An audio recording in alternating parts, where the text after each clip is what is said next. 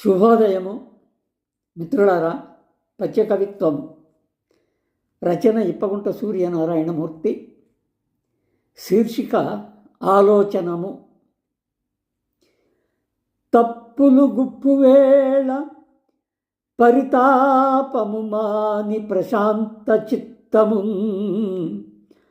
చొప్పడు మిత్రయోచనను సూచనయంచును గౌరవించుచున్ విప్పు ప్రభావ భావమును వేద్యమటంచును స్వీకరించి నీ మప్పు వివాద ధోరణిని మాంజపు జాడగనొప్పు కొమ్మికన్.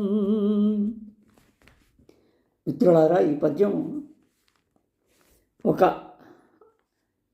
తప్పు జరిగినప్పుడు దాని గురించి వ్యతిరేక భావంతో కానీ ఎదురు తిరగడం లాంటిది కానీ కాకుండా తప్పు జరిగిన మాట వాస్తవమంటూ ఆ తప్పు ఎందుకు జరిగిందో తెలుసుకునే ఉద్దేశంతో మనం ప్రక్కవారితో మాట్లాడితే అది సమంజసమైన ధోరణి. అలా కాకుండా ఈ తప్పు నేను చేయలేదు, నాది కాదు, పొరపాటు వేరే విధంగా జరిగిందంటూ లేనిపోనివి ఆపాదించుకొని గొడవ చేయడం అనేది మంచి పద్ధతి కాదు. అందుకని ఇక్కడ ఏం చెప్తున్నాడు? తప్పులు గుప్పువేళ తప్పులు వచ్చి పడిపోతుంటాయి. ఈ పడ్డప్పుడు పరితాపము మాని, ఆలోచన బాధ వద్దు. తప్పు జరుగుతుంది, ఎవరైనా చేస్తారు. తప్పు చేయడం అనేది ఏం పెద్ద విశేషం కాదు. తప్పు ఎవరికైనా ఒక్కోసారి తప్పు పడుతుంది. రాసేటప్పుడు కానీ, మాట్లాడేటప్పుడు కానీ, పని చేసేటప్పుడు కానీ తప్పు అనేది స్వాభావికం. ఈ తప్పును జరిగినప్పుడు పరితాపం లేకుండా, ఏమీ ఆలోచన బాధ లేకుండా ప్రశాంత చిత్తము, అది చాలా ముఖ్యమైన విషయం.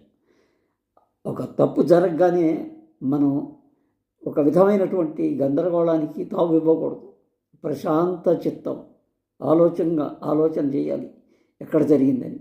ఆ సమయంలో ఎవరైనా తోడున్నప్పుడు చొప్పడు మిత్రయోచనను, ఒక సాయం ఇచ్చేదానికి పక్కన మనిషి ఉన్నాడు అన్నప్పుడు ఆ సూచనను గౌరవించాలి. మనం గౌరవించుతూ విప్పు ప్రభావ భావమును, విప్పు అంటే వికాసం, తెలివి.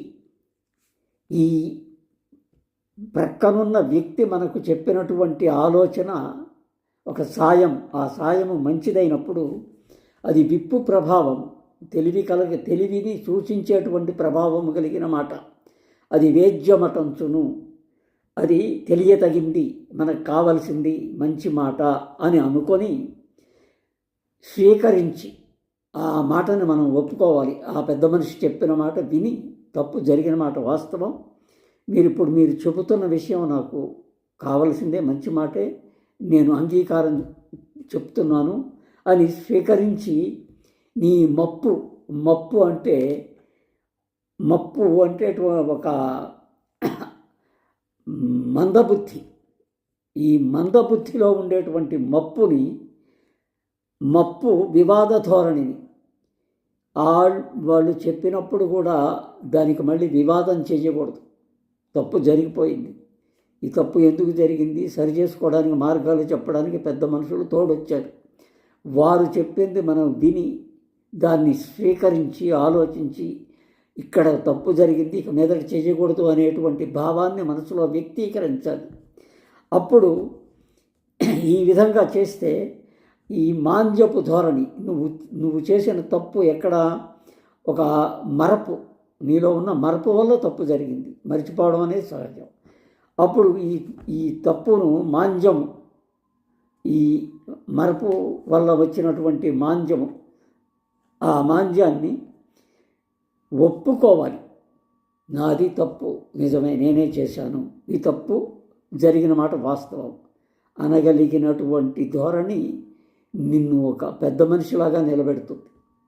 అంటే మొత్తం మీద తప్పు జరిగినప్పుడు ఎదుటివారు తప్పు చేశావు ఇక్కడ అని చూపించినప్పుడు ఆ సూచనను గౌరవించి స్వీకరించి వారికి మనం కృతజ్ఞతలు చెప్పాలి అనేటువంటి ఆలోచనతో వ్రాసిన పద్యం ఇది. మీరు చదివి ఈ భావాన్ని అర్థం చేసుకొని నన్ను ఆశీర్వదిస్తారని చెప్పి అనుకుంటూ సెలవు తీసుకుంటున్నాను. నమస్తే.